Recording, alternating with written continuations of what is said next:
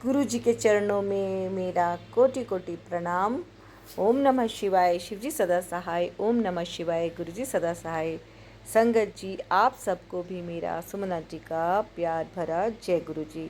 कोई नहीं जानता कि कब कैसे गुरु जी की ब्लेसिंग प्राप्त हो जाती है और मिलती है बड़ी कामयाबी। संगत जी, कभी कभी जीवन में हम बहुत निराश हो जाते हैं, लेकिन सडनली कुछ ऐसा हो जाता है कि फिर से जीवन नई उमंगों के साथ खुशियों से भर जाता है।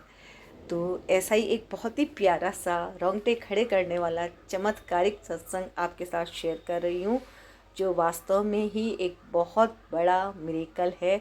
तो आप ध्यान से सुनिएगा और सत्संग को शेयर ज़रूर कीजिएगा, लाइक कीजिएगा, कमेंट में जय गुरु जी भी लिख दीजिएगा। सुनते हैं आंटी जी का सत्संग। जय गुरु जी। संगत जी, जय गुरु जी। शुक्राना गुरु जी, अनंतम अनंतम शुक्राना। मेरे मालिक, सदा अंग संग रहना।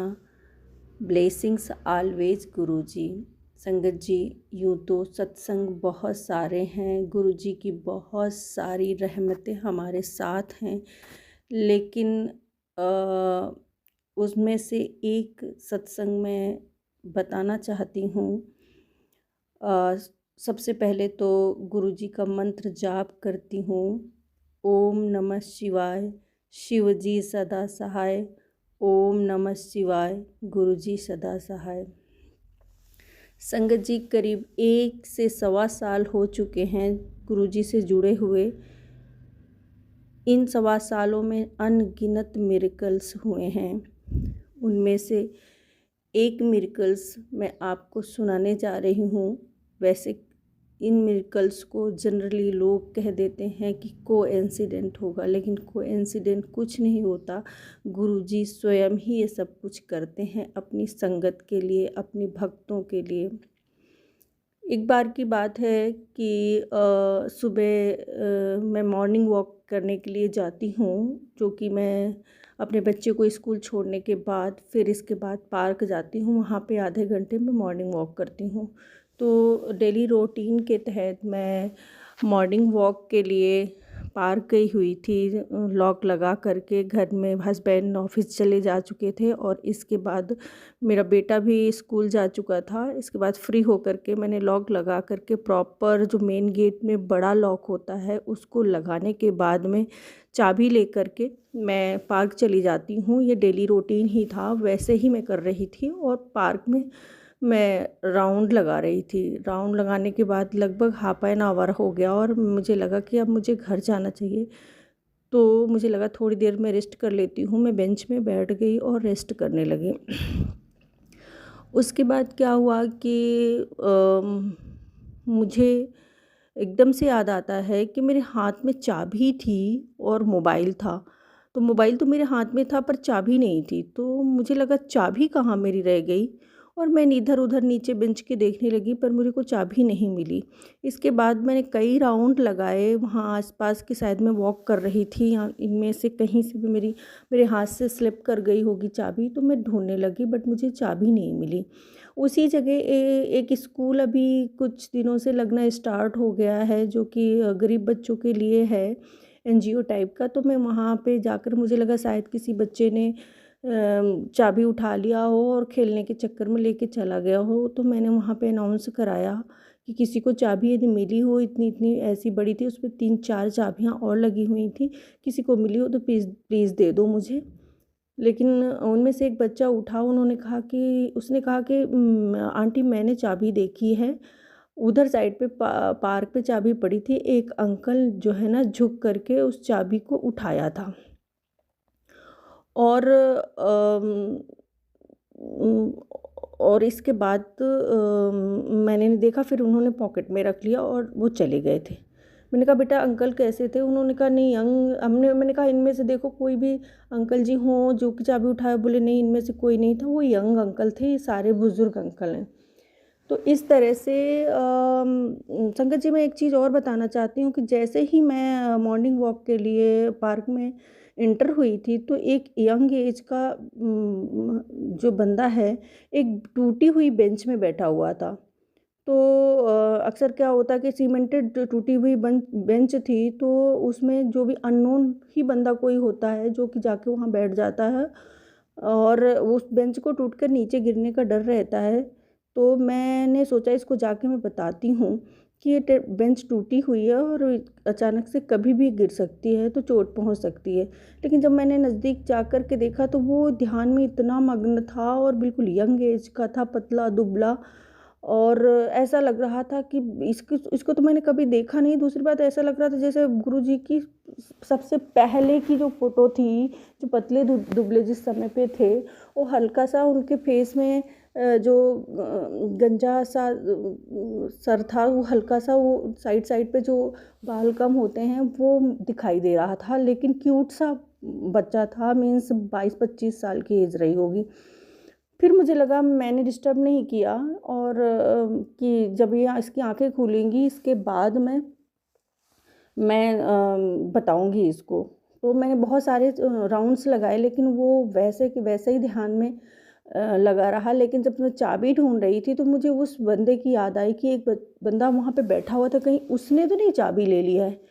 फिर इसके बाद मैंने उस बेंच की तरफ देखा तो वहाँ कोई भी नहीं था, वो बंदा जा चुका था। देन इसके बाद मैं घर आई। घर आने के बाद में चाबी को मैंने खोलने की क्या मतलब, मीन्स मैंने सोचा अगल बगल की कोई चाबी ऐसी हो कुछ डाल करके खोली जा सके, लेकिन पॉसिबल नहीं था और नहीं खुल पाया। एक बार फिर से राउंड लगाने के लिए पार्क आई, लेकिन संगत जी मुझे चाबी नहीं मिली तो नहीं मिली। फाइनली चाबी ना मिलने के कारण मुझे लॉक को तोड़ना पड़ा और तोड़ करके मैं घर गई, क्योंकि मेरे सारे काम रुके हुए थे। मॉर्निंग का टाइम था, इसके बाद नहाना धुलना, खाना पीना और काम जो भी था सारा ही रुका हुआ था। इसके बाद मैं अपने रूम से मेरा और भी रूम्स हैं, दूसरे रूम में गई। दूसरे रूम में जाने के बाद सडनली मैं क्या देखती हूँ, नहाने धुलने और खाना खाने की बात कर रही हूँ। इसके बाद प्रॉपर बिल्कुल, जब तब तक मैं रिलैक्स हो गई थी, और इसके बाद जब मैं क्या देखती हूँ संगत जी, कि वहाँ पे टेबल है और टेबल में मेरे मेन गेट की चाबी रखी हुई थी, गेट के अंदर, जो कि इम्पॉसिबल था, क्योंकि दुनिया में हर चीज़ डबल हो सकती हैं, उनको बनाया जा सकता है, लेकिन चाबी किसी चीज़ की डबल नहीं हो सकती है।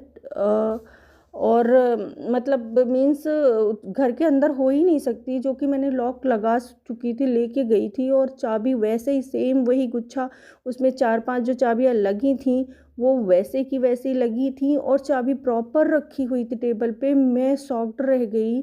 और इसके बाद मेरे मतलब मुझे समझ ही नहीं आ रहा था कि मैं किसको बताऊं और मेरी बात कौन मानेगा, क्योंकि संगत जी जो जिस लेवल के मिरेकल्स होते हैं मैं अपने घर में भी डिस्कस नहीं करती हूँ, क्योंकि कोई मानेगा ही नहीं। तो मुझे लगा मैं किसको बताऊँ, तो मैंने मेरी फ्रेंड है जिसने मेरे को गुरुजी के बारे में बताया था, मैंने उसको कॉल किया और मेरी सारी दास्तां बताई उनको। तो उसने मतलब बड़ी खुश हुई और उसने कहा कि अच्छा किया आपने मुझे बता दिया।